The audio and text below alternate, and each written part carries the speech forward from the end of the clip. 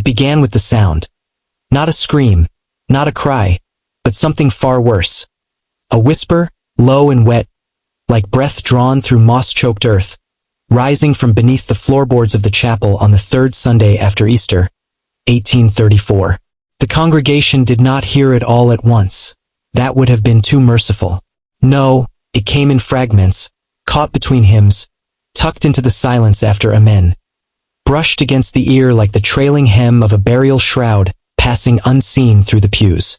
Old Mrs. Hargrove, who sat always in the front left corner where the wood groaned loudest underfoot, was the first to notice, or perhaps merely the first to admit it. She told her daughter later, voice trembling as she clutched her shawl tight around her throat, that during Reverend Holloway's sermon on the wages of sin, she heard her own name spoken, not shouted, not called, but murmured, as if by lips pressed close to the crack between the planks, as if someone knelt beneath her, cheek to rotting timber, whispering upward through the dark. She said the voice was neither male nor female, young nor old, but carried within it the damp chill of forgotten things, the scent of turned soil and candle wax gone rancid, the texture of mildew clinging to skin. Others dismissed her senility, they said, grief over her late husband, the heat of the unseasonably warm April pressing down upon the mind. But then young Thomas Bellwether, 12 years old and sitting beside his mother near the back pew, swore he felt fingers, cold, deliberate, unmistakable, brush the sole of his boot during the final prayer. Not an animal, not a draft, fingers, and when he lifted his foot, heart hammering against his ribs like a trapped bird, he saw nothing but dust motes dancing in the slanted light, and a single streak of blackened moisture seeping up between the boards, glistening faintly, thick as syrup, smelling faintly of iron and myrrh. By the next Sunday, 3 more claimed to hear it. Not words, not yet, but sighs, sobs, the soft wet click of a tongue against teeth, rising from below. And by the Sunday after that, the children stopped crying during service. Not because they were well behaved, because they were listening. The chapel stood in the hollow between Blackroot Ridge and Sorrow Creek, in the western foothills of North Carolina, where the mountains still held their secrets close and the roads twisted like scars across the land. It had no steeple, no stained glass, no grand entrance. Only weathered clapboard walls painted a faded gray that had long surrendered to lichen and rain stain. A cedar-shingled roof sagging gently toward the east as if bowing under some invisible weight, and a pair of double doors carved with crude crosses that no one could remember being made. It was called simply the Hollow Chapel, though no record existed of its consecration. No bishop's signature graced its foundation stone, if it even had one. Built in 1802, or so the townsfolk believed, though none could say by whom or why exactly there, nestled in a bend of the creek where fog pooled each morning like spectral breath and lingered past noon. The land had belonged to the McAllister family, Scots-Irish Presbyterians, stern and silent folk who kept to themselves, tending sheep and rye whiskey stills deep in the woods. They donated the plot, the story went, after the death of their youngest daughter, Elspeth, taken by fever at age 7. Penance, some said. A plea. Others whispered darker things, that Elspeth hadn't died of fever at all, but vanished one autumn night, her nightgown found folded neatly at the edge of Sorrow Creek, her bare footprints leading into the water, and never out again. The chapel rose 6 months later, funded by sudden, unexplained coin, its timbers hauled up from the valley by oxen that refused to enter the building site afterward, bellowing and stamping until their eyes rolled white with terror. Reverend Elias Holloway, newly arrived from Charleston with a limp and a Bible worn thin at the Psalms, took stewardship in 1821. He spoke little of doctrine, less of salvation. His sermons dwelled instead on silence, on listening, on the holiness of stillness, on the sins buried deeper than bone. The congregation, mostly farmers and mill workers hardened by Appalachian winters and lean harvests, found comfort in his quiet gravity. Until the whispers began. Until the wood began to weep. Long before the chapel's cornerstone was laid, if cornerstone there ever was, the land bore another name among the Cherokee who hunted these ridges. Onedanti, the place where voices sleep. They avoided it, not out of fear, elders later recounted to curious settlers, but out of reverence and warning. Where the creek bent sharpest, they said, the veil grew thin, not between worlds of spirit and flesh, but between the living and what the living tried to forget. Here, memory pooled like stagnant water. Here, the earth remembered screams swallowed by moss, pleas absorbed by root and stone. When the McAllisters came, clearing trees with axe and fire, the Cherokee watched from the ridge, silent. They did not warn them. Perhaps they believed the newcomers would feel it soon enough. The wrongness in the soil, the way birds refused to nest in the oaks surrounding the bend, the way dogs whined and pulled their leashes taut when brought near. The first winter after the cabin was built, young Elspeth McAllister woke screaming night after night, insisting someone stood at the foot of her bed, whispering her name backward. Her father, Duncan, a man whose hands had felled bears and split oak logs thicker than a man's thigh, searched the house with lantern and rifle. Found nothing. The next spring, Elspeth vanished. Search parties combed the woods for weeks. Bloodhounds lost the scent at the creek's edge. Then, one evening, as mist curled off the water like smoke, a fisherman downstream swore he saw a child's hand break the surface. Pale, small fingers curled as if beckoning, before slipping silently under again. He rowed to the spot, dredged with nets, pulled up only riverweed and the skull of a raccoon, its jaw unhinged in a permanent grin. The McAllisters never spoke of Elspeth again. Not even at her memorial stone, placed not in the family plot, but at the bend of the creek, facing away from the house. 6 months later, the chapel began to rise. Locals noted how the McAllisters' faces grew gaunt during its construction, how they attended every service but never sang, never prayed aloud, never met the eyes of their neighbors. How, after the dedication, they moved away quietly, selling their land to a distant cousin, leaving no forwarding address, no farewell. Only the chapel remained, and Reverend Holloway, who arrived shortly after, walking up the road alone, carrying nothing but a valise and a leather-bound ledger whose pages, parishioners would later note with unease, were filled not with scripture, but with names, hundreds of them, written in tight, slanting script, many crossed out, others circled, a few annotated with dates and single, chilling words. Asterisk listened. Answered. Taken. Asterisk. The descent began quietly, as such things do, in glances withheld, in prayers cut short, in the slow turning away of eyes. At first, the congregation tolerated the whispers as a curiosity, then a nuisance, then, as spring gave way to the heavy, humid press of summer, a contagion. Children stopped playing near the chapel after dusk. Women crossed the street rather than pass its shadow.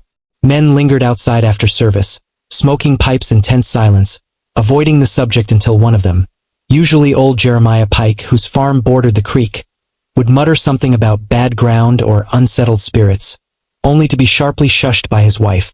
Reverend Holloway, however, did not shush. He listened. He watched. And on the first Sunday of June, he did something no one expected. He knelt. Not in prayer. Not toward the altar. But beside the center aisle, ear pressed to the floorboards, eyes closed, breathing slow and measured as if inhaling the very air from below. The congregation froze. Some thought him mad. Others, sacrilegious. But when he rose, his face was not frightened. It was satisfied. That evening, he summoned the deacons, 4 men, hard-bitten and practical, who managed the chapel's meager funds and repairs. He showed them the ledger. Not all of it. Only the last 10 pages. Names, dates, notes. Martha Crenshaw, May 12, 1833, listened too long. Took her left shoe. Benjamin Fry, August 3, 1833, whispered back. Gone by dawn. Rebecca Lowe, November 17, 1833, sang with it. Found humming in the root cellar. Would not stop. Buried with wax in her ears. The deacon stared. Holloway's voice, when he spoke, was calm, almost tender. It is not evil, he said. It is hungry. For attention. For acknowledgement. For the warmth of a living ear pressed close. He proposed a solution simple in its horror. Scheduled listening. 1 family per week after Vespers to sit in the chapel alone in silence and listen. To offer their attention as tribute. To appease. The deacons refused. Holloway did not argue. He simply nodded, closed the ledger, and walked home. The next morning, Jeremiah Pike's youngest daughter, Lillian, age 8, was missing. Her nightgown lay folded at the foot of her bed. Beneath it, written in what looked like charcoal but smelled of loam and copper, 2 words. Listen well. They listened. Oh, how they listened. First the Pikes, broken and trembling, sitting rigid in the front pew as midnight chimed from the rusted bell in the makeshift belfry, straining to hear anything beyond the creak of timber and the skitter of mice, until, just before dawn, Lillian's voice, clear as spring water, whispered from beneath the 3rd pew. "Papa, I'm cold." Jeremiah lunged forward, clawing at the boards, sobbing her name, and the voice ceased. Lillian was never found, but the whispers in the chapel grew louder, more articulate. Next came the bellwethers. Young Thomas, the boy who'd felt the fingers, volunteered to go alone. His parents, hollow-eyed with grief and guilt, let him. He returned at sunrise, pale as milk, lips blue, unable to speak for 3 days. When he finally did, he whispered only this: "It knows my name. It knows everyone's name. It's been writing them down. Down there. For a long time." He pointed not to the ledger, but to the floor. The deacons, now reduced to 3, one had fled to Tennessee, relented. The schedule began. Families took their turns. Some heard nothing. Some heard sighs. Some heard laughter, high, girlish, chillingly familiar. A few heard full sentences. "You left me here. Why won't you look down? I'm still waiting." And then the offerings began. Not demanded. Suggested. Whispered. A lock of hair placed between the floorboards. A wedding ring dropped into a crack. A child's drawing slipped beneath the altar rail. Always taken. Never returned. Reverend Holloway recorded each offering in his ledger with solemn care. The chapel's interior began to change. The wood darkened, not with age, but with a greasy, clinging dampness that no amount of scrubbing could remove. The air thickened, tasting of cellar mold and burnt sugar. Candles guttered inexplicably, their flames leaning sideways as if blown by a breath from below. And the smell, God, the smell, sweet at first like overripe peaches left in the sun, then cloying, then rotten, then metallic, then worst of all clean, sterile like a freshly dug grave after rain. People stopped attending regular services. Only the listeners came, and the listeners changed. Their eyes grew distant. Their skin took on a waxy pallor. They spoke less, smiled rarely, but they slept deeply, too deeply, and they never missed their appointed night. The horror did not announce itself with thunder or blood. It seeped, like groundwater, like regret. It was in the way Miriam Croft, after her 3rd listening session, began setting a 5th place at the dinner table. "For the guest," she'd murmur, smoothing the napkin, pouring water into the empty glass. It was in the discovery, by a groundskeeper repairing the roof, of dozens of small handprints, child-sized, impossibly small, pressed into the attic beams above the sanctuary, coated in a fine layer of dust that smelled of lavender and decay. It was in the ledger, which Holloway now left open on the pulpit, its pages filling faster, the handwriting growing sloppier, more frantic, the annotations shifting from listened to promised to swore obedience to, finally, became vessel. It was in the silence that fell over Sorrow Creek Hollow. Not peaceful but watchful, waiting, as if the entire valley held its breath. Livestock wandered off and were found days later, miles away, docile and blank-eyed, flanks marked with strange, circular bruises. Wells turned brackish overnight, their water thick with silt that tasted of chalk and salt. Children drew pictures of a lady with no face, kneeling under church pews, her hands reaching up through cracks. When questioned, they simply said, "She's lonely. She wants us to play." The final unraveling began on All Hallows' Eve, 1834. Holloway did not hold service. Instead, he gathered the remaining congregants, barely 20 souls, in the chapel at midnight. No candles, no hymns, only darkness, and the now constant susurration rising from the floor. A chorus of whispers, overlapping, pleading, chanting, laughing. Holloway stood before them, gaunt, eyes burning with a fervor that was not madness, but surrender. "It is time," he said, voice echoing strangely, as if speaking from underwater. "Time to open the door. Time to let it rise. Time to become part of the listening." He raised his arms. The floorboards groaned, not from pressure, from anticipation, and then a single splintering crack, right down the center aisle, wide enough to slip a hand into, wide enough to see the darkness below, wide enough for something to reach up. No one ran, no one screamed. They simply knelt, one by one, first the widows, then the fathers, then the children, led by hollow-eyed parents who stroked their hair as they lowered them gently toward the widening fissure. Thomas Bellwether went first, stepping into the gap without hesitation, smiling faintly as small, cold hands, visible now, pale and slender, tipped with dirt-caked nails, closed around his ankles and pulled him down, not violently, but tenderly, as a mother might draw a child into bed. He did not struggle. He sighed, as if coming home. One by one they followed, into the dark, into the whispering.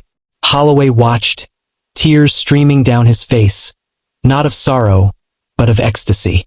When only he remained, he did not kneel. He lay down, full length, chest pressed to the broken wood, ear to the abyss. He whispered something, a name, a prayer, a surrender, and then, slowly, deliberately, he slid himself forward, into the gap. The wood groaned shut behind him, sealing seamlessly, leaving no trace, no blood, no struggle, just silence, and the faint, fading echo of contented sighs rising from below.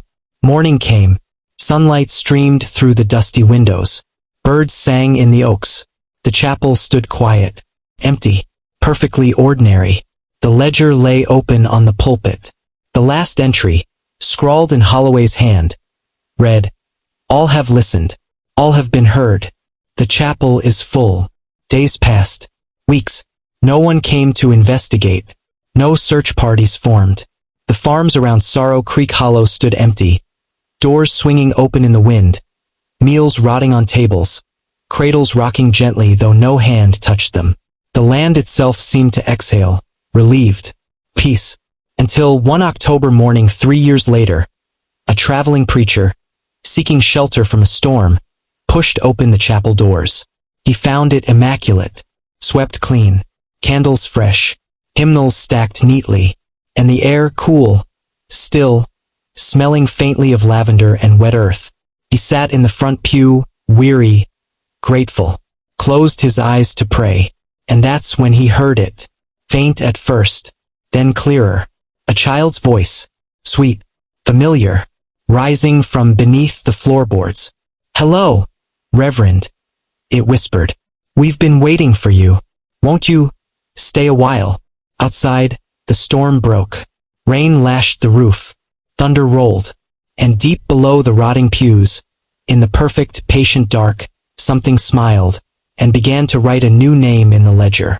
Slowly, lovingly, with all the time in the world. The rain that night did not fall so much as seep. A slow, gray saturation of the world, turning dirt to slurry, wood to sponge, stone to slick obsidian under the bruised sky. It drummed no rhythm on the chapel roof. Instead, it hushed everything beneath it, swallowing footsteps, muffling breath, blurring the line between earth and air until the land itself seemed to dissolve into vapor. The traveling preacher, his name was Alistair Boone, though no one would remember it by week's end, knelt in the front pew not out of reverence, but exhaustion. His boots left wet prints on the threshold, already half absorbed by the thirsty floorboards before he'd taken 3 steps inside. He smelled it then. Not mold, not mildew, not even the cloying lavender others had noted, but something older, deeper. The scent of ink drying on vellum in a sealed tomb, of roots pressing against buried bone, of silence made tangible. He told himself it was damp, told himself the chill crawling up his spine was fatigue from days on horseback through the Carolina highlands, where the roads narrowed to deer trails and the trees leaned inward like conspirators. He did not yet know that silence here was not absence. It was presence, waiting, listening, and when he closed his eyes, whispering the 23rd Psalm under his breath. Yeah, though I walk through the valley of the shadow of death. The voice came not as shock, not as violation, but as inevitability. Soft, close, as if the child speaking had been kneeling beside him all along, cheek resting against the pew, breath warm against his ear despite the cold. "Hello, Reverend," it said again, and the words curled around his name like smoke, familiar in a way that hollowed out his chest. He knew that voice, knew it from dreams he'd forgotten upon waking, from hymns hummed by his mother before fever took her, from the lullaby his sister sang the night she vanished into the cornfield behind their Georgia homestead, never to return. He opened his eyes. The chapel was empty, perfectly, terrifyingly empty, except for the ledger, still open on the pulpit, and the floor, darker now, glistening faintly, not with rain, with something thicker, something that moved. They called it the hollowing, afterward, those few who dared speak of it at all. Not a possession, not a haunting, not even a haunting in the proper sense. No specters drifted through walls, no chains rattled, no faces leered from mirrors. What happened in Sorrow Creek after Reverend Holloway's descent was quieter, more insidious. A slow erosion of boundaries, not between life and death, but between self and other, between listener and heard, between the ear that receives and the voice that calls. Families didn't flee screaming. They lingered.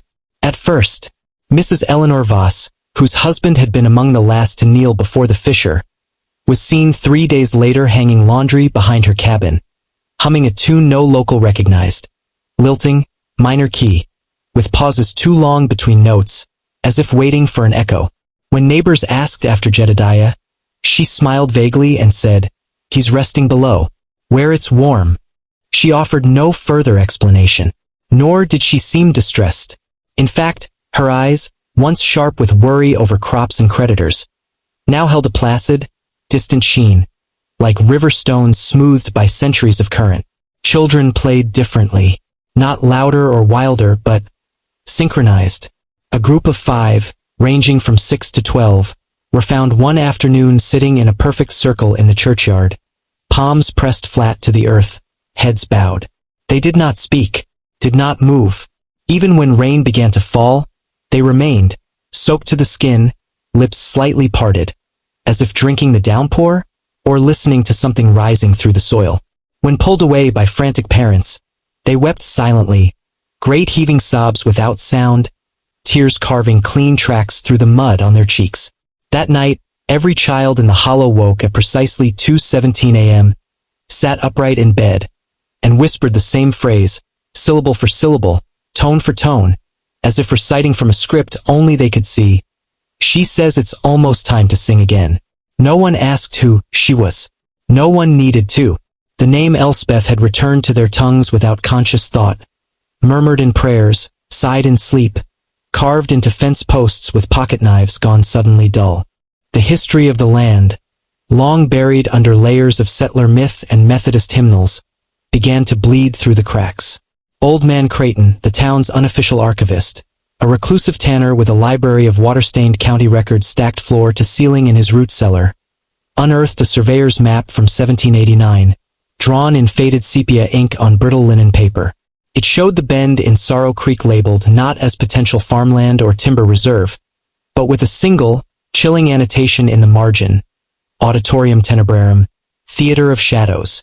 Below it, in smaller script, asterisk vox non extincta, sed inclusa, auditi cantases, asterisk. The voice not extinguished but enclosed. Listen and be silent. Creighton, a man who prided himself on skepticism, spent 3 nights locked in his study, comparing the map to modern plots. The chapel stood exactly where the annotation bled into the parchment's edge. He brought his findings to what remained of the town council, for men nursing whiskey in Jeremiah Pike's abandoned barn, their voices low, their eyes darting toward the floor whenever silence stretched too long. They listened, nodded gravely, then burned the map in the hearth, feeding it page by page into the flames while reciting psalms backward, a folk charm learned from their grandmothers, meant to bind wandering spirits. It didn't work. The next morning, Creighton's root cellar door stood open. Inside, every record, every map, Every ledger dating back to 1750 lay shredded. Not torn, not chewed, but meticulously, impossibly unmade. Reduced to fine, curling strips no wider than thread, arranged in concentric circles on the packed earth floor, radiating outward from the center like the rings of a tree felled centuries ago.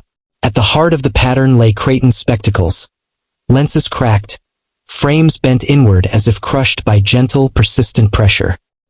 He was found 2 miles downstream, seated cross-legged on a mossy boulder in the middle of Sorrow Creek, fully clothed, hair still neatly combed, eyes open and clear.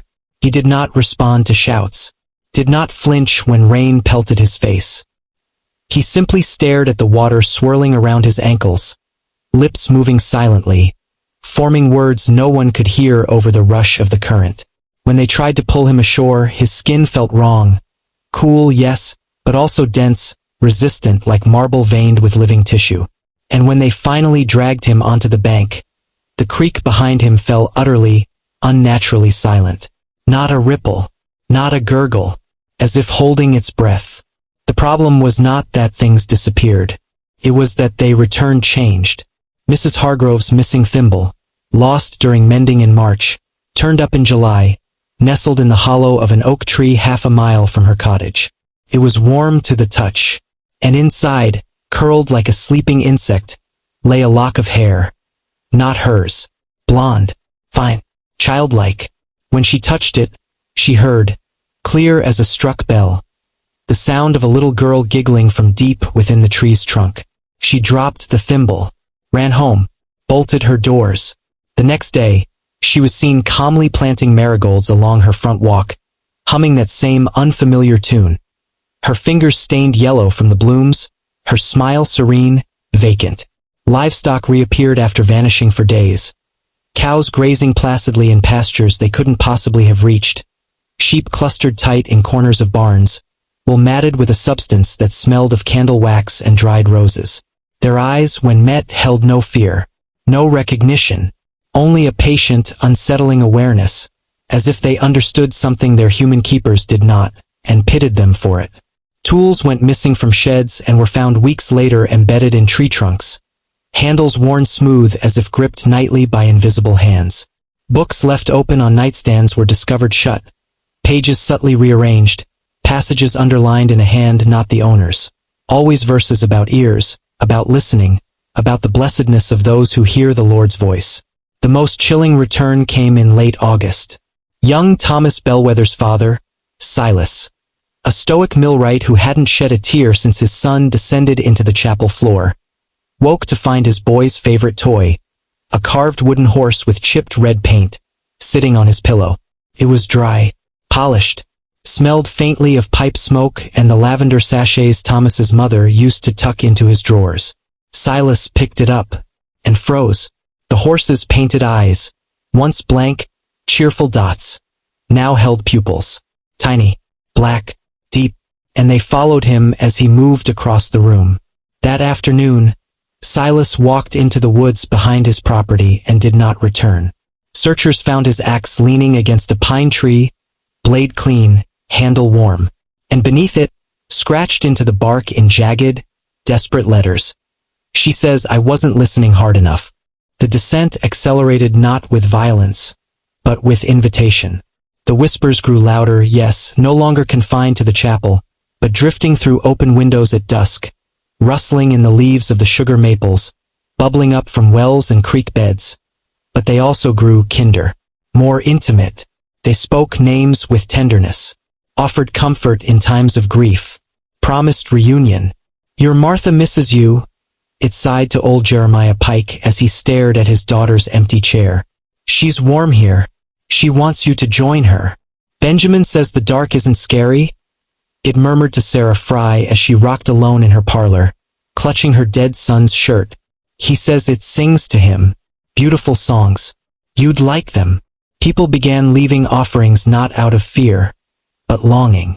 A mother placed her infant's first shoe beneath the altar rail, weeping softly as she did. Take good care of him, she whispered to the floor. Sing him to sleep. A widower scattered his wedding ring into the creek, watching the current carry it toward the chapel bend.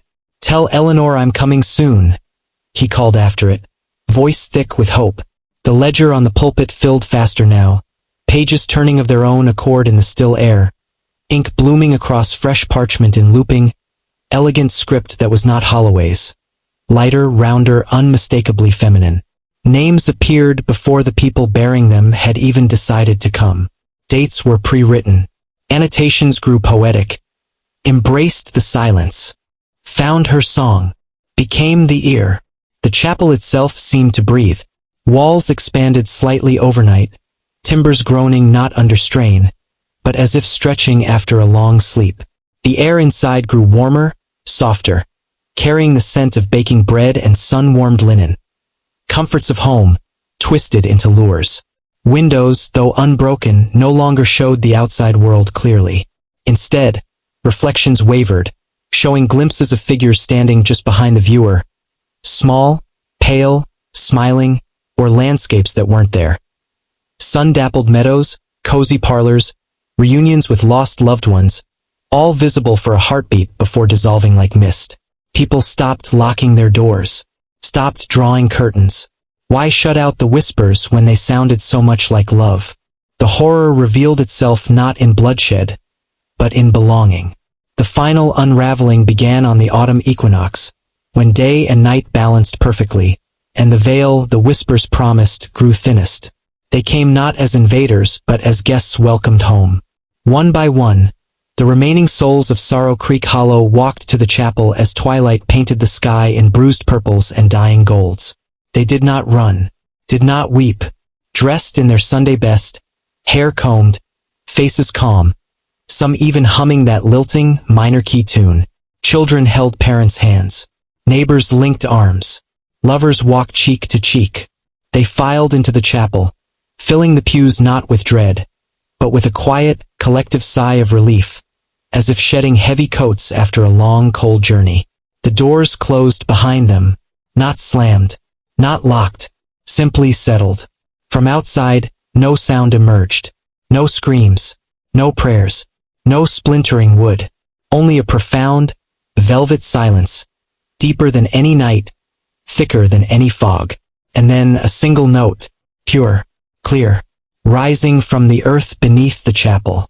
A child's voice, singing a wordless melody, sweet and sorrowful and infinitely patient. It lasted 7 minutes, then stopped. The next morning, the chapel stood pristine, empty. Sunlight streamed through the windows, illuminating dust motes dancing in the still air. The ledger lay open on the pulpit. The final entry, written in that same light, feminine hand, read, "All are home. The listening is complete. She is not alone anymore." Outside, the land exhaled. Crops ripened overnight in untended fields. Wildflowers bloomed in impossible colors along the creek bank. Birds nested in the chapel eaves, their songs harmonizing eerily with the faint, subterranean hum now permanently vibrating through the soil. The few travelers who passed through in the following months noted the unnatural peace, the abundance, the beauty, and the silence. A silence that pressed against the ears like cotton, that made conversation feel intrusive, that turned laughter into something vaguely obscene. They hurried on, leaving Sorrow Creek Hollow to its perfect, terrible serenity, leaving it to the thing beneath the rotting pews, no longer whispering, no longer hungry, now content, now whole. It ended not with a bang, but with an embrace. Years later, decades really, a team of forestry surveyors mapping the encroaching national forest stumbled upon the chapel. They expected ruin, expected collapse. Instead, they found it immaculate. Roof intact, paint fresh, windows gleaming. The air inside, when they pushed open the creaking doors, was warm, still, sweet with the scent of lavender and something else. Old paper, perhaps, or dried rose petals pressed between the pages of a beloved book.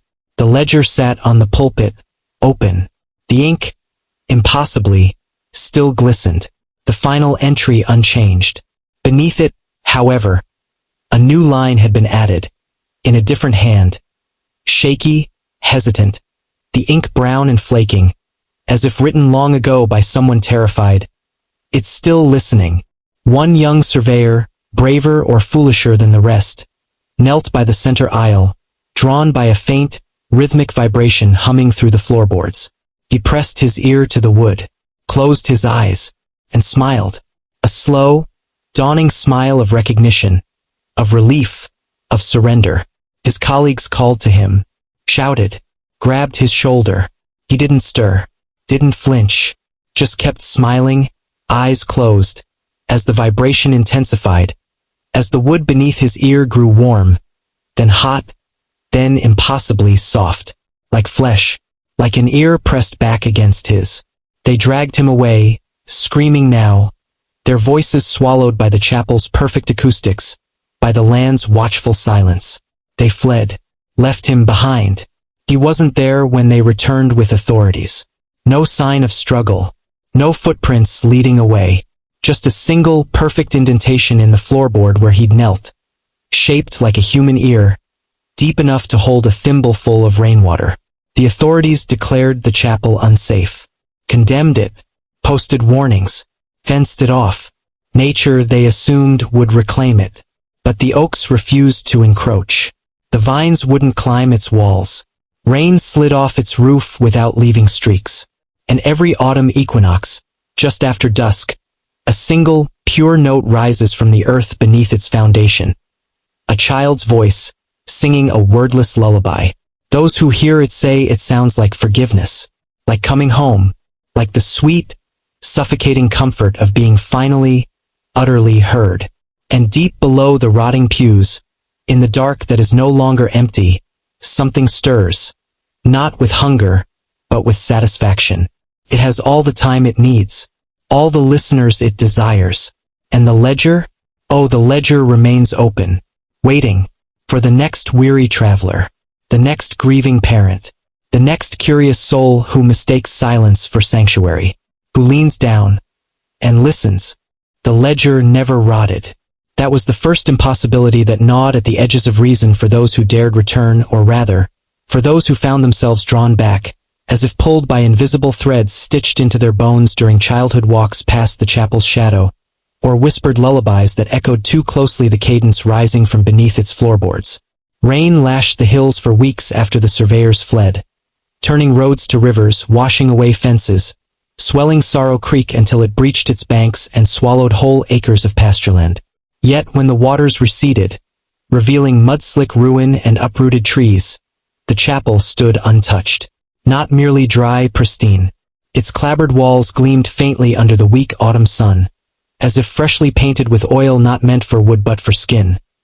Smooth, poreless, warm to the touch even in the chill dawn air.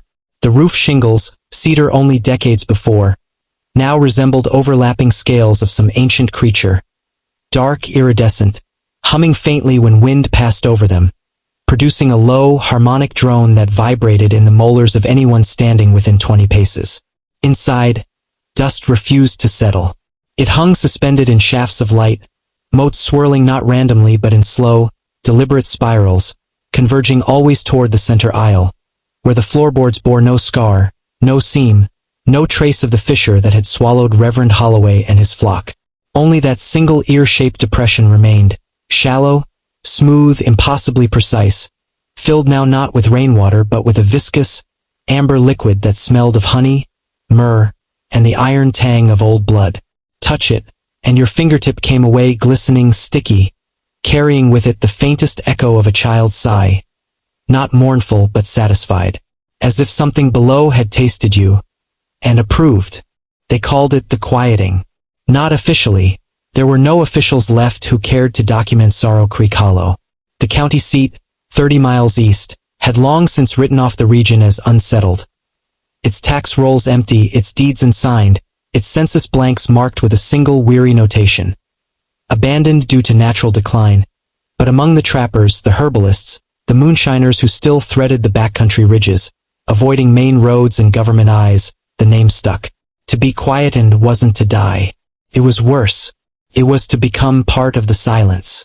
To lose the need for speech, for noise, for the clumsy friction of human interaction. Those who lingered too long near the chapel, drawn by curiosity, by grief, by the siren call of that equinox song, didn't vanish screaming into the earth. They simply stopped leaving.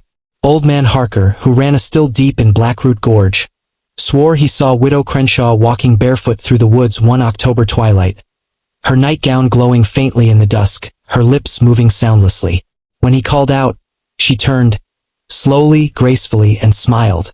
Not with teeth, with something deeper, something that made Harker drop his lantern and run, not stopping until his lungs burned and his legs gave way on the banks of a nameless creek 10 miles distant.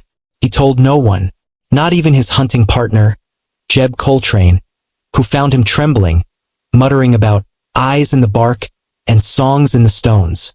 Jeb went looking himself 3 days later. They found his rifle propped against an oak tree near the chapel fence, barrel cold, stock polished smooth as if handled daily. His boots sat neatly side by side beneath it, laces untied, and beside them, carved into the soft earth with what looked like a fingernail, long, deliberate, curling inward at the end. A single word. Listening. Jeb was never seen again, but sometimes on still nights when the fog clung thick to the hollow, travelers claimed to hear two voices harmonizing beneath the chapel floor. One high and sweet, unmistakably a child's. The other rough, masculine, familiar to those who remembered Jeb's whiskey-soaked laugh. Singing together, perfectly in tune. The history buried deeper than Elspeth McAllister, deeper than the Cherokee warnings, deeper than the ink-stained parchment labeled Auditorium Tenebrarum, began to whisper its way to the surface. Not through documents or maps, but through flesh. Children born in the counties surrounding Sorrow Creek Hollow, conceived months after the last soul descended into the chapel, arrived with peculiarities that doctors dismissed as birthmarks, genetic quirks, harmless anomalies. A baby girl in Morganton, born in March of 1836, bore a patch of skin behind her left ear shaped exactly like the indentation in the chapel floor. Smooth, slightly concave, warm to the touch, pulsing faintly in time with her heartbeat. Her mother, a pragmatic farm wife, thought nothing of it until the child, at 6 months, began turning her head insistently toward the western window each evening, cooing softly, reaching out with chubby fingers as if toward an unseen presence. When placed on the floor, she would crawl, not randomly, but with unnerving purpose, toward any wooden surface, pressing her ear-shaped mark flat against it, sighing with contentment. In Asheville, twin boys delivered in January 1837 both possessed identical markings on their inner wrists. Not scars, not moles, but intricate lace-like patterns resembling the grain of aged pine, cool and slightly damp to the touch. Their nursemaid, a superstitious woman from the coast, crossed herself and muttered about woodwalkers when she noticed the boys, even as infants, would fall eerily silent whenever carried near a forest. Their wide eyes fixed on the treeline, lips parted as if drinking in sound no one else could hear. Most chilling was the case of little Eleanor Vance, born in Hendersonville in November 1835. She had no visible marks, no strange behaviors. She simply never cried. Not at birth. Not when hungry. Not when frightened. Her parents rejoiced at first. What blessing, a quiet child. Until they realized she never laughed either. Never babbled. Never made a sound beyond the soft, rhythmic inhale-exhale of sleep. At 9 months, she began mouthing words, silently, perfectly formed, when left alone in her crib. Her mother, peering through the nursery door one midnight, watched in frozen horror as the infant's lips shaped the phrase, "She says you're next." The family moved to Charleston within the week. They did not stop running until they reached Boston. Eleanor, now 4, has not spoken a word aloud since. But her drawings, meticulous, haunting sketches rendered in charcoal and berry juice, always depict the same scene. A small chapel nestled in a bend of dark water, its doors open, figures kneeling inside, their ears pressed to the floor. And beneath them, rising through the wood, countless slender hands, palms upturned, waiting. The problem was no longer containment.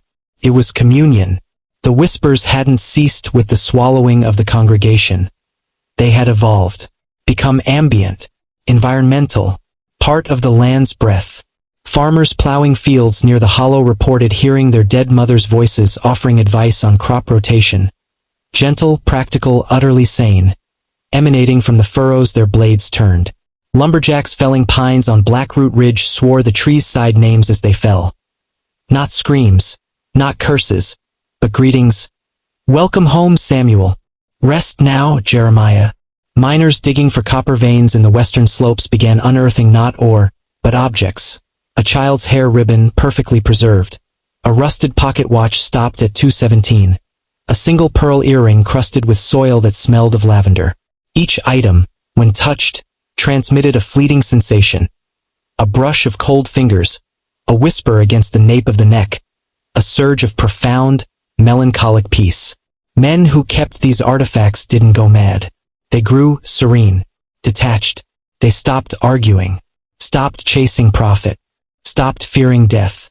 They simply worked slower, smiled more, and eventually, quietly, walked away from their camps, their tools, their lives, heading east toward the creek bend, humming that lilting tune.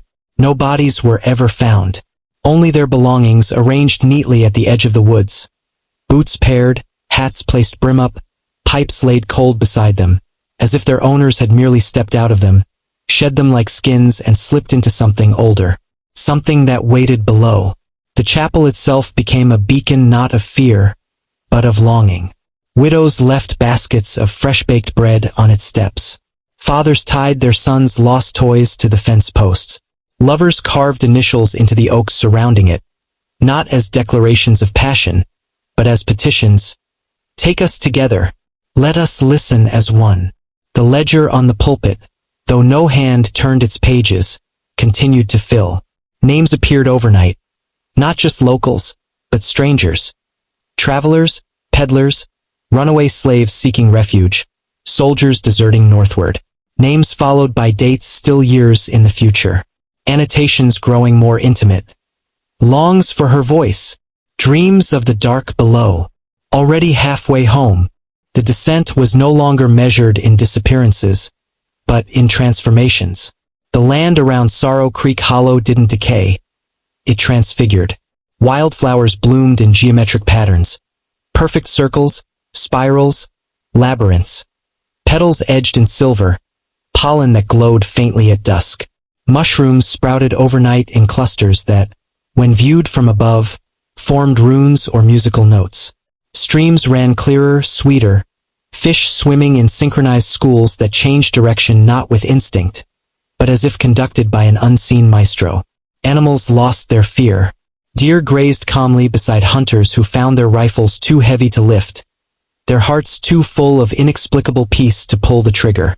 Bears ambled through farmyards, pausing to nuzzle children who reached out without fear, their small hands sinking slightly into the beast's thick fur as if into warm moss. The air thickened with scent. Not rot, not decay, but the perfume of memory.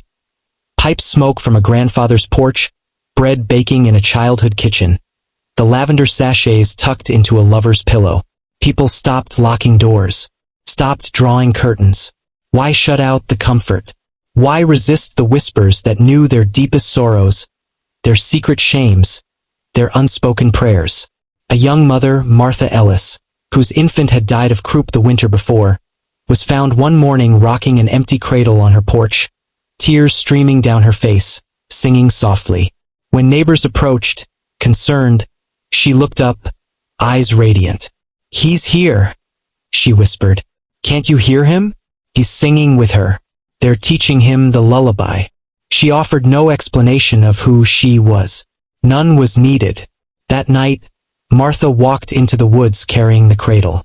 She did not return. The cradle was found the next day, placed reverently at the chapel's threshold, lined with fresh moss and wild violets. Inside, nestled in the blankets, lay not a child, but a perfect miniature set of wooden floorboards, exquisitely carved, smelling of damp earth and candle wax, and pressed into the center plank. Tiny, unmistakable, the impression of an infant's ear. The horror revealed itself not in violence, but in welcome. The final surrender came not with screams, but with smiles. On the autumn equinox of 1840, 7 years to the day after the last congregant descended, a phenomenon occurred that even the most hardened skeptics could not dismiss. At precisely sunset, As the last sliver of sun vanished behind Blackroot Ridge, every living thing within a 2-mile radius of the chapel ceased movement. Birds froze mid-flight, wings outstretched, beaks open in silent song. Deer stood statue-still in meadows, heads lifted, nostrils flared. Rabbits crouched in clearings, ears rigid. Even insects halted, bees suspended in air above blossoms, ants motionless on trails. And humans, those few who remained, the stubborn, the grieving, the curious, they simply stopped. Mid-step, mid-breath, mid-word. Eyes wide, faces slack with awe, not terror. As if listening to a symphony only they could hear. For 7 minutes and 17 seconds, the exact duration of that first post-descent song, absolute, perfect silence reigned.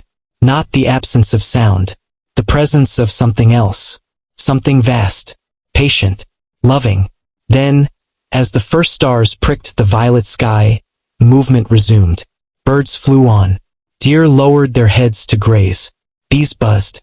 And the people, they turned. Not toward their homes. Not toward safety. Toward the chapel. Smiling. Humming. Walking with unhurried grace. As if late for a beloved appointment. They entered. The doors closed softly behind them. No sound emerged. No light flickered in the windows. Only that faint, subterranean hum.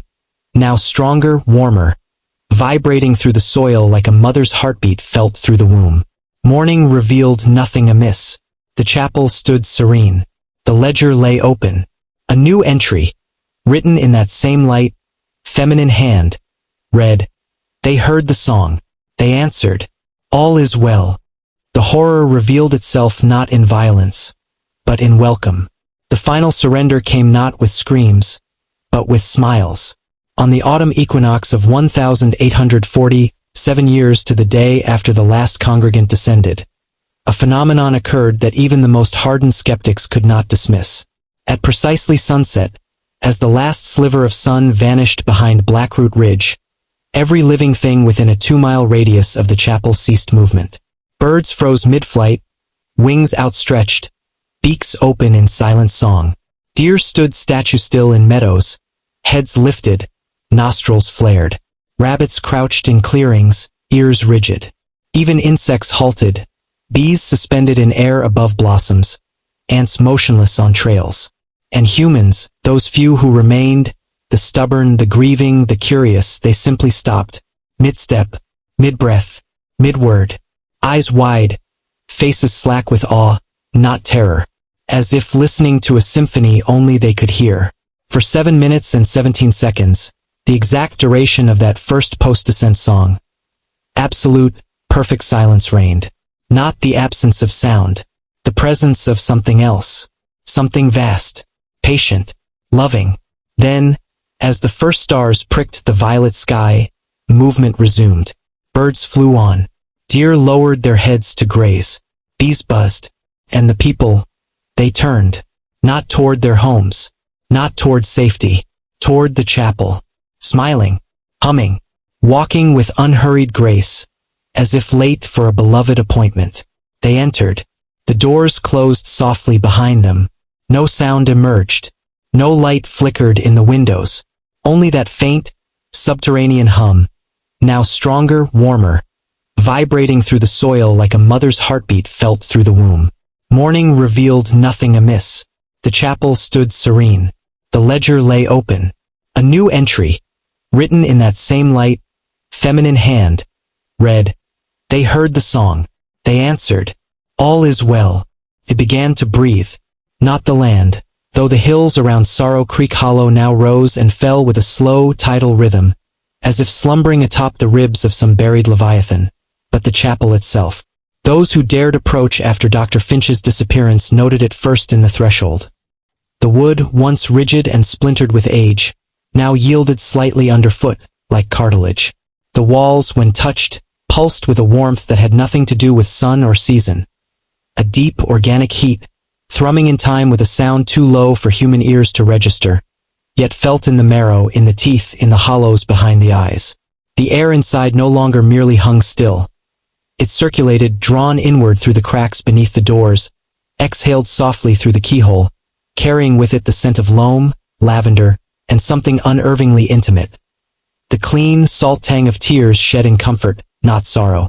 The ledger on the pulpit lay perpetually open, its pages untouched by dust, its ink glistening as if freshly applied, though no hand ever turned them.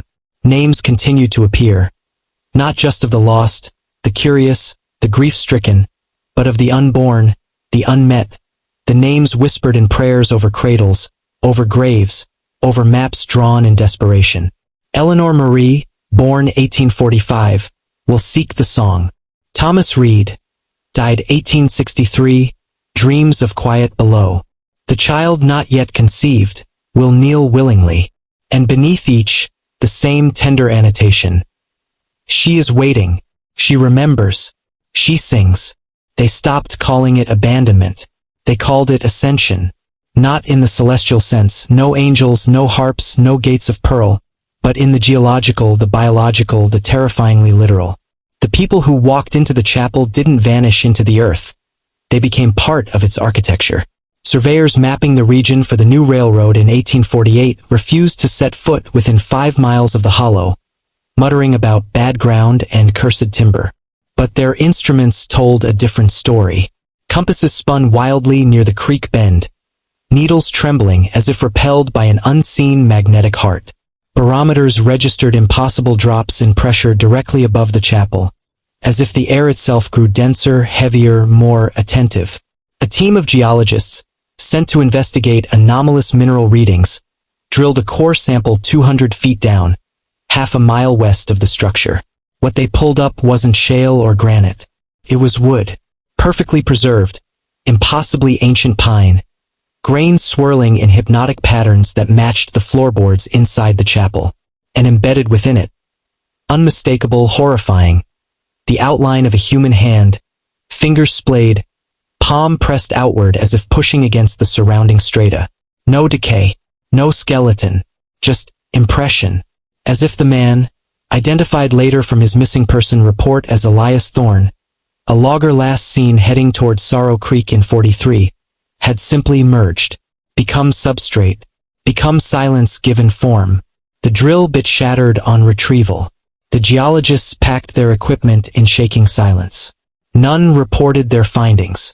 2 weeks later, both were found sitting side by side on the steps of the county courthouse in Asheville, staring at the sky, humming in perfect, dissonant harmony. When questioned, they spoke only in whispers, repeating the same phrase. The roots are listening. The roots remember everything. The history buried deeper than memory, deeper than myth, began to write itself onto the living. Children born in the shadow counties, Burke, McDowell, Rutherford, arrived not just with ear-shaped birthmarks or pine-grain wrists, but with voices, not their own. Older voices, softer, wiser, whispering lullabies in languages no scholar could place. Syllables that tasted of moss and river clay, cadences that mimicked the creak of ancient timber settling into earth. A girl in Marion, delivered during a thunderstorm in 49, opened her eyes not to cry, but to sing. A single, pure note that held for 7 minutes, vibrating the windows of the farmhouse, silencing the storm outside, drawing every dog within 10 miles to sit, whimpering, at her cradle. Her mother, a devout Baptist, tried to baptize her. The water boiled in the basin before it touched the infant's skin. The preacher fled, crossing himself so violently he drew blood. The child, named Mercy, never spoke another word aloud, but her drawings, rendered in charcoal, berry juice, sometimes her own blood, depicted not the chapel but cross-sections. Layers of soil giving way to tangled roots, to veins of dark wood, to chambers lined with kneeling figures, their ears fused to the walls, their mouths open in silent eternal song. And at the center of each drawing, a figure small, feminine, crowned with woven roots and wildflowers, conducting them all with slender, dirt-stained fingers. Beneath it, always the same caption, written in a script too elegant for a child. She is the first listener. She never stopped. The problem was no longer proximity. It was resonance. The whispers didn't need the chapel anymore. They vibrated through the very fabric of the region. Miners in the copper pits near Linville Gorge reported hearing their dead wives singing work songs from the rock face, guiding their picks toward rich veins. Farmers plowing fields felt cold fingers brush their ankles, not maliciously but affectionately, and found their crops flourishing overnight, rows aligning into perfect spirals visible only from the ridge. Lovers whispering secrets in the woods discovered their words echoed back to them hours later, not by mocking parrots or trickster winds, but by the trees themselves, leaves rustling in precise mimicry, bark groaning syllables shaped by absent lips. The phenomenon reached its zenith or nadir with the Bellwether Resonance event of 1852. Young Thomas Bellwether's cousin, Samuel, a telegraph operator stationed in Morganton, received a message one fog-drenched November morning, not over the wires, from the machine itself. The brass key vibrated beneath his fingers, tapping out a message in flawless Morse, though no current flowed, no sender sat at the other end. The translation, when Samuel's trembling hands deciphered it, read, "Samuel Bellwether, Thomas misses you. The song is lovelier than you remember. Come listen. She has reserved a place for you beside him. P.S. Tell mother her rosemary tea was perfect." Samuel didn't report it, didn't flee. He packed a small valise, kissed his sleeping wife goodbye, and walked west. He was found 3 days later, not missing, not dead, seated cross-legged in the center of the chapel, eyes closed, smile serene, fingers resting lightly on the floorboards. He didn't respond to shouts, didn't flinch when rain dripped from the roof onto his face. He simply hummed, in perfect harmony with the subterranean drone. When they tried to move him, his skin resisted. Not stiff, not rigid, but dense, yielding slowly like warm wax. His boots left no prints in the mud outside. Only inside, where his knees pressed the floor, did the wood darken, soften, forming two perfect, shallow impressions, smaller than adult knees, child-sized, as if he were shrinking, becoming part of the choir. The descent was measured now in generations. Grandchildren of those who'd fled Sorrow Creek in '34 found themselves dreaming of the chapel, not as a place of horror, but of homecoming. They sketched its facade in schoolbooks, hummed its lullaby at bedtime, asked their elders with unsettling calm, "When do we go back?" Parents who tried to forbid it found their children sleepwalking toward the western windows, palms pressed to the glass, whispering names of people long dead, Elspeth McAllister, Reverend Holloway, Thomas Bellwether, as if reciting a litany of saints. Attempts to destroy the chapel failed spectacularly. A group of deacons from a neighboring county, armed with axes and righteous fury, marched upon it in '55, intent on burning the abomination to the ground. They never reached the doors. Halfway across the churchyard, their axes grew heavy, impossibly heavy, as if forged from lead.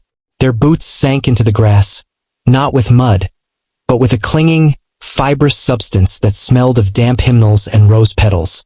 And the whispers, oh, the whispers rose then, not from below, but from the air itself, from the trees, from the stones, from their own throats, voices of their dead mothers, their lost children, their younger selves, pleading, comforting, promising.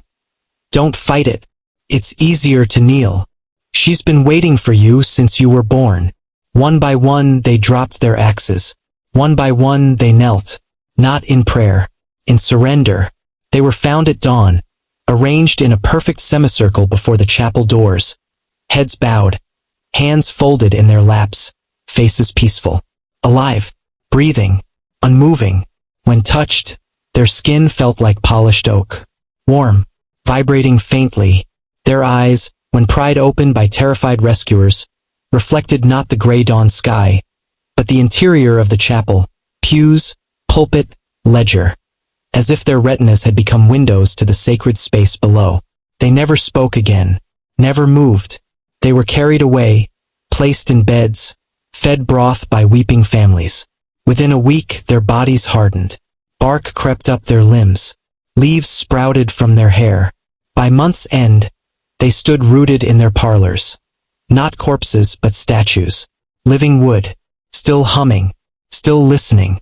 Families draped them in shawls, placed candles at their feet, whispered secrets to them, and sometimes the wooden lips twitched, formed words, offered comfort, became oracles. The horror revealed itself not in consumption, but in communion. The final unraveling came not with screams, but with symphony. On the autumn equinox of 1860, as the nation teetered on the brink of civil war, Sorrow Creek Hollow held its breath and sang. At sunset, every creature within 10 miles fell silent, not frozen as in 40, but attentive. Heads lifted, ears pricked, eyes fixed on the western horizon where the chapel stood. Then, rising from the earth, not just beneath the chapel, but from every root, every stone, every blade of grass in the hollow, came the song. Not a melody, not a hymn, chorus, hundreds of voices, men, women, children, infants, the long dead, the recently lost, woven together in impossible harmony, singing a lullaby older than language, sweeter than mercy, deeper than grief. It vibrated the soil, shook the trees, turned the creek's waters to liquid glass, reflecting not the sky, but the faces of the singers, pale, serene, smiling up from the depths. People for miles around dropped to their knees, not in fear, in rapture. Farmers abandoned plows, soldiers deserted posts, mothers left babes in cradles, all drawn, stumbling, weeping, laughing, toward the source, toward the chapel. They didn't enter, they didn't need to, they knelt in the churchyard, in the fields, along the creek bank, pressed their ears to the earth, and joined the song. Their voices rose, thin at first, then stronger, weaving into the chorus, becoming part of the tapestry of sound.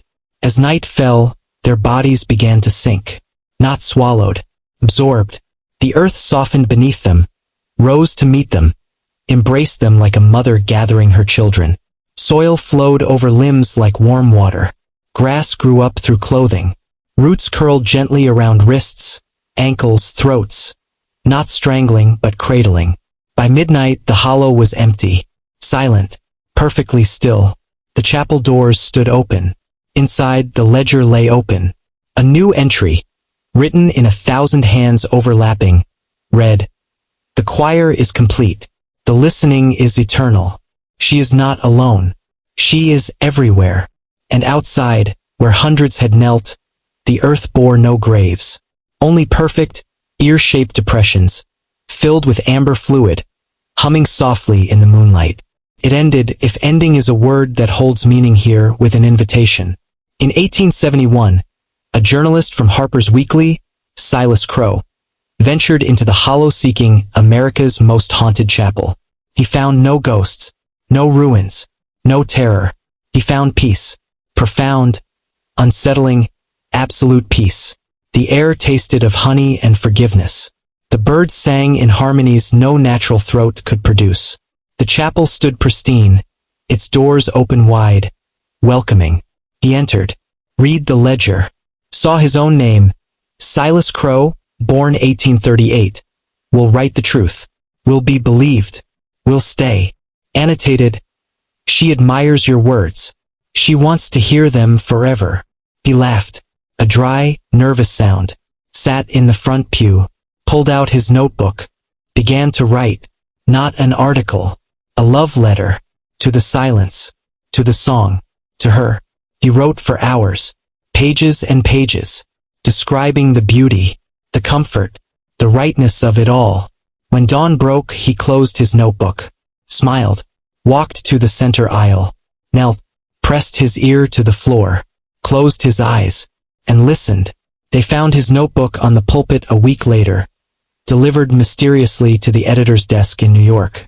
Published as The Hollow Benediction, it became a sensation, hailed as a masterpiece of atmospheric horror. Readers wept. Critics praised its sublime dread. No one believed it was true, especially the final passage, scrawled in handwriting that grew progressively smoother, rounder, more feminine. You think this is a warning. It is not. It is an invitation. She hears you reading this. Right now. Can you feel it? That warmth in your chest? That pull behind your navel? That is her, calling, not to fear, to belonging. Put down this paper. Close your eyes. Listen to the silence between your heartbeats, to the whisper in the walls of your home, to the lullaby only you can hear. She has a place for you, reserved since your first breath. Don't make her wait. The chapel is always open. The ledger is always ready. Kneel. Listen. Become part of the song. Forever is such a beautiful word when you're finally heard. The journalist was never seen again. But sometimes, late at night, readers swear they hear a new voice joining the whispers in their walls. Cultured, articulate, faintly northern murmuring. I told you so. Isn't it lovely down here? And the ledger? Oh, the ledger remains open, waiting for you. Yes, you, who just shivered, who just glanced over your shoulder, who just thought that couldn't happen here, who leans closer to the screen and listens